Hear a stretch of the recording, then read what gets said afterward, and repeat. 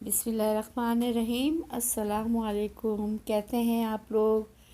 मैं बिल्कुल ठीक हूँ, आप लोग भी बिल्कुल ठीक होंगे अल्लाह के फजल से। ईद मुबारक। आज मैं आपके लिए लेकर आई हूँ कीमे के कबाब, मुट्ठियों वाले कबाब। जी हाँ, ये बड़े लजीज हैं और ग्रीन मसाले के हैं ये। इसमें कुछ भी इतना कोई ख़ास नहीं डला, बिल्कुल सिंपल रेसिपी है। ये मैंने जो कीमा लिया है 3 पाउंड कीमा है ये, और ना मैंने इसे धोया नहीं है, और इसी तरह से मैंने इसे छन्नी में रख दिया है जैसा लेकर आई हूँ। और अब मैंने इसे जो है इसका पानी खुशक होने का इंतज़ार करना है। इतनी देर में मैं आपको मसाले दिखा देती हूँ। जी हाँ, ये अदरक का पीस है, ये एक लहसुन का पूरा पुत्थी है, ये गड्डी हरा धनिया है, 12-14 जो है हरी मिर्चें हैं, और ये 7 प्याज हैं, छोटी वाली 7 प्याज लिया। आप 3 बड़ी प्याज ले लीजिए।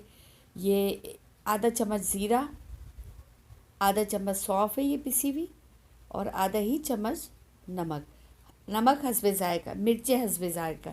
मैंने 12 मिर्चें लिए हैं, ये बहुत तेज़ मिर्चें होती हैं, तो आप अपने जायके के हिसाब से मिर्चें बढ़ा घटा ले सकते हैं। और नमक भी, ये 2 चीज़ें आप घटा सकते। अदरक को मैंने छील लिया है, लहसुन में छील रही हूँ। आज फिर मैं आपको लहसुन का तरीका दिखा देती हूँ छील कर, कि बीच से 2 टुकड़े करने हैं इसके, छुरी से कट लगाना है। और ये देख लीजिए, ये कट लगाया, और ऊपर से इसके मुंह को, दोनों को मुंह को पकड़ा, और इस तरीके से हमने छील लिया 2 हिस्सों में। तो इस तरह से लहसुन बड़ी जल्दी छिल जाता है, और बड़ा नीटनेस होती है लहसुन में। आप किलो के करीब भी छील लें, बहुत जल्दी छिल जाता है। जी हाँ, ये बड़ी यूनिक डिश है, और यकीन जाने बहुत लजीज बनते हैं। अच्छा, 2 चीज़ें इसमें और डलेंगी, वो मैंने अभी दिखाई नहीं है, वो मैं आपको बाद में दिखाऊंगी।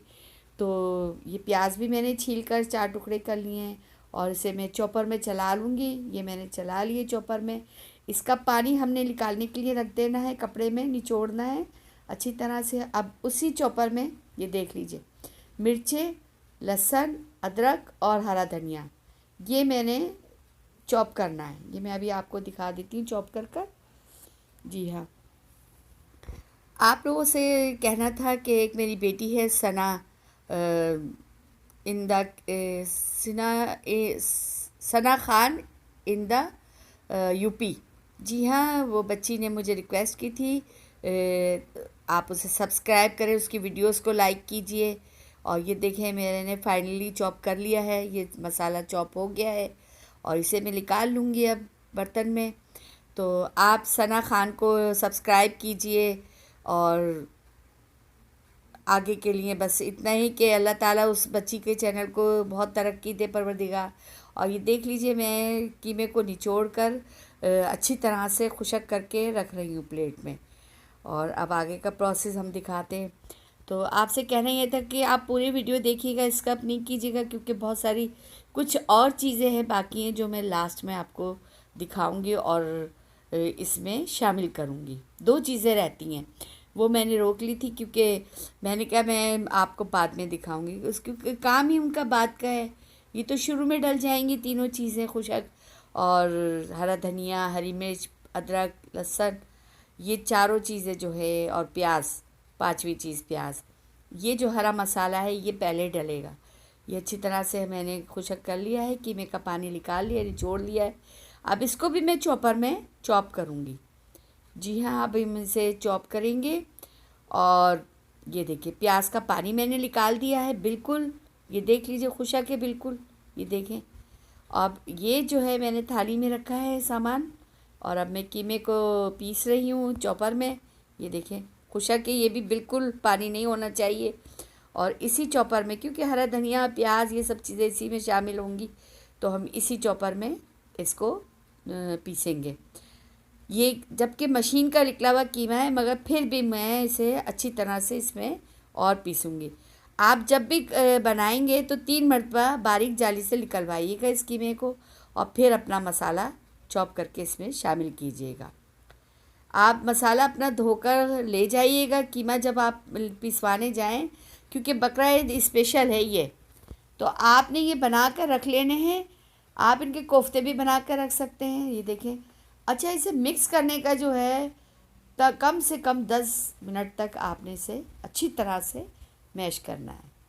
और ये जो आप मिक्स करेंगे ना, इसको समझ लें यही इसका असल जायका है। टूटेंगे नहीं बिल्कुल। इसमें ना मैंने चने मिलाए हैं और ये शैलो फ्राई होंगे। ये मैंने सौंफ डाल दी इसमें और ये ज़ीरा डाल दिया है, ये देख लीजिए आप। और ये नमक, नमक भी आधा ही चम्मच मैंने डाला है। जी हाँ। मुझे फिर बाद में मैंने एक कबाब जब तला तो तलकर मैं देख लेती हूँ, चेक कर लेती हूँ कि नमक मिर्चें तेज़ तो नहीं है।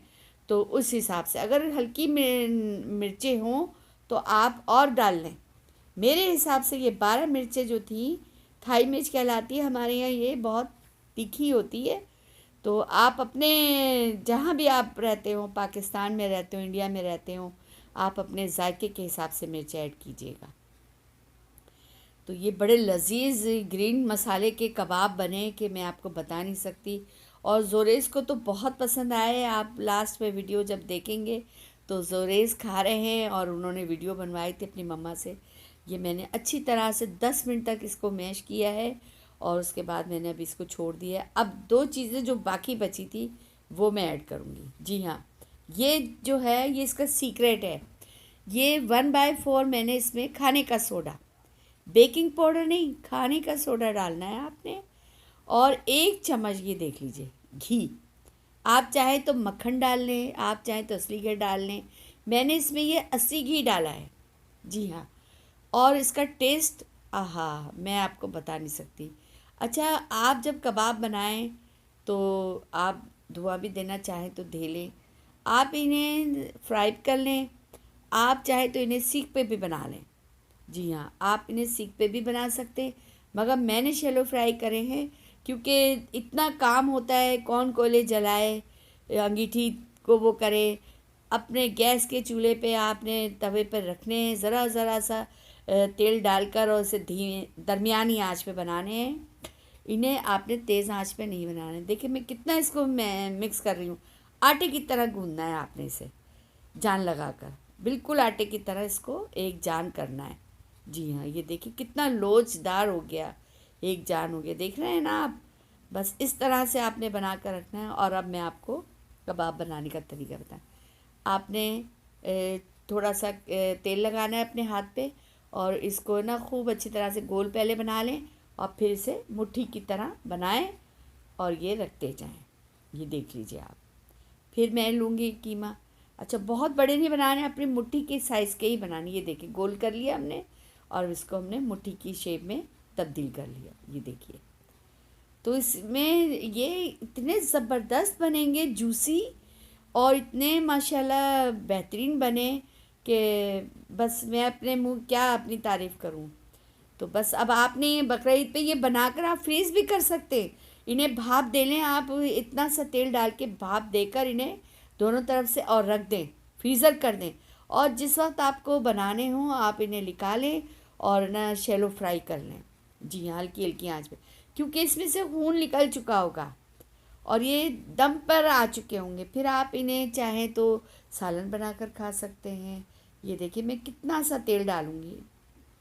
ये देखें, बस 1 चम्मच तेल डाला है मैंने इसमें। और यही समझ लें अभी मैं 12 कबाब तकरीबन इसमें रखूँगी, 10-12 कबाब, जी हाँ, रखूँगी। और इंशाल्लाह वो बहुत ज़बरदस्त तैयार होंगे और जब आप खाएंगे और बनाएंगे तो फिर इनकी लज़्ज़त आप ख़ुद महसूस करेंगे। और इसके साथ मैं आपको कबाबों के साथ मैं एक और रेसिपी इसी के साथ शेयर करूँगी। अभी मैं ज़रा ये शैलो फ्राई के लिए रख दूँ। इतने में मैंने मैदा गूंद कर रखा हुआ है और मैं इसके साथ पराठे बनाऊँगी, वो मैं भी आपको दिखाती हूँ, पूरी पराठे। जी हाँ, ये देखिए मेरे फ्राई पैन में तकरीबन 12 आ जाएंगे और आपके फ्राई पैन में जितने आए वो आप उस हिसाब से रख लीजिएगा। ये देखें, और दरमियानी आंच पे आपने इन्हें फ्राई करने हैं, तेज़ आंच पे बिल्कुल नहीं करने। और आप इन्हें हिलाते रहिएगा, फ्राई पैन को अपने हिलाते रहिएगा। देखिए मैंने नीचे इसके स्टैंड भी रखा है इसलिए कि इसे डायरेक्ट वो ना लगे आँच। ये देखें, ये शैलो फ्राई आप इस मरहले पे यानी पलट कर इन्हें फ्रीज़ कर सकते हैं। جی ہاں، انہیں آپ کچے نہ رکھیں، انہیں بس اتنا کر لیں اور انہیں آپ فریزر کر لیں۔ جی ہاں، بہترین۔ آپ تقریباً 10-12 کلو کا قیمہ کروا لیں اور اس طریقے سے بنا کر آپ رکھ لیں، بہترین۔ آپ انہیں کوفتوں کی شکل میں بھی بنا کر رکھ سکتے ہیں، آپ انہیں چپلی کباب کی شکل میں بھی بنا کر رکھ سکتے ہیں، آپ انہیں سیخ کباب کی شکل میں بھی بنا کر رکھ سکتے ہیں۔ جی ہاں، بہت لذیذ، بہت ہی فائدہ مند، کیونکہ اس میں اتنا زیادہ مسالے نہیں ہیں۔ یہ اصل میں ترکی ڈش ہے۔ ترکی کے لوگ مرچیں بہت کم کھاتے ہیں، تو میرے پڑوس میں رہتے ہیں ترکی، تو جن کا میں نے آپ کو وہ دکھایا تھا گارڈن، تو یہ ان لوگوں کی ریسیپی ہے۔ جی ہاں، تو میں اپنے دوستانے میں جو لوگ ہیں ان لوگوں سے ان لوگوں کی چیزیں پوچھتی ہوں کہ آپ لوگوں کے یونیک چیزیں کون کون سی ہیں، تو ملنا جلنا ہے، عربیوں سے بھی ہے۔ تو بس اس طریقے سے دیکھیں، میں نے آپ کو اب یہ جو ہے ترکی ڈش ہے آپ کو ملے گی انشاءاللہ، مگر ابھی آپ کو میرے چینل پہ ملے گی یہ ڈش، کیونکہ یہ میں نے ان سے ڈائریکٹ لی ہے، تو انشاءاللہ آپ کو یہ بہت پسند آئیں گے۔ آپ پیاز کم بھی ڈال سکتے ہیں، آپ نہ بھی ڈالیں تو کوئی مسئلہ نہیں ہے، کیونکہ جب بقرہ عید آتی ہے تو اس وقت تو گوشت کی روانی ہوتی ہے، تو آپ بغیر پیاز کے بس ہرا مسالہ ڈالیں، مگر پیاز کا اپنا ایک ٹیسٹ ہوتا ہے۔ یہ دیکھیں، میں نے یہ وہ ایک بیج تیار ہے، یہ دوسرا بیج ہے، اور تیسرا بیج میں نے تھالی میں بنا کر رکھا ہے۔ ماشاءاللہ یہ ایک 3 پاؤنڈ میں ماشاءاللہ یہ اتنے سارے بنے تھے کہ خوب بچوں نے پیٹ بھر کر روکھے کھائے ہیں، اور پراٹھے کے ساتھ تو کھائے ہیں مگر روکھے بھی کھائے ہیں۔ اب یہ میں آپ کو پراٹھے، یہ پوری پراٹھا بنا کر دکھاؤں گی انشاءاللہ۔ یہ سمپل ریسیپی ہے آٹے کی۔ آپ نے 2 کپ میدا لینی ہے، تو اس میں 5 چمچ آپ نے آٹا ڈالنا ہے اور نمک، اور 1 چمچ آپ نے گھی یا تیل ڈال کر اور اسے گوندھ لیجئے، اور گوندھ کر آپ اسے بھول جائیں تقریباً 3-4 گھنٹے کے لیے۔ یہ دیکھیں، میں ابھی اب تیل لگا کر میں پیڑا بنا رہی ہوں، ہاتھوں میں نے تیل لگایا ہے اور میں پیڑا بنا رہی ہوں۔ یہ دیکھیں اس طریقے سے بس آپ نے پیڑے بنا کر رکھ لینے، اور جھٹ پٹ آپ نے پوری پراٹھا بنانا ہے۔ ایک ڈالیں گی دوسرا بنائیں، اور ہاتھ سے، بیلن کی ضرورت نہیں ہے اس میں نے ہاتھ سے ہی اسے بیلا ہے، ہاتھ سے ہی انہیں میں نے بڑھایا ہے، اور کاؤنٹر ہی پہ میں نے بنایا ہے، کاؤنٹر میں نے صاف کر لیا تھا۔ یہ دیکھیں اس طریقے سے آپ نے انہیں ہاتھ سے ہی بڑھانا ہے۔ فصیح کہنے لگی امی بیلن سے بنائیے، بیلن سے۔ میں نے کہا اچھا چلو میں بیلن سے بناتی ہوں۔ میں زیادہ تر پراٹھے جو ہے پوری پراٹھا جب بناتی ہوں تو ہاتھ سے مجھے زیادہ پسند آتا ہے۔ میں نے کہا اچھا چلو تم کہہ رہی ہو تو میں بیلن استعمال کر لیتی ہوں۔ میں نے استعمال کیا، مجھے نہیں وہ سمجھ میں آیا۔ میں نے کہا دیکھو میری جو گول میری وہ ہے پوری ٹیڑھی میڑھی ہو گئی۔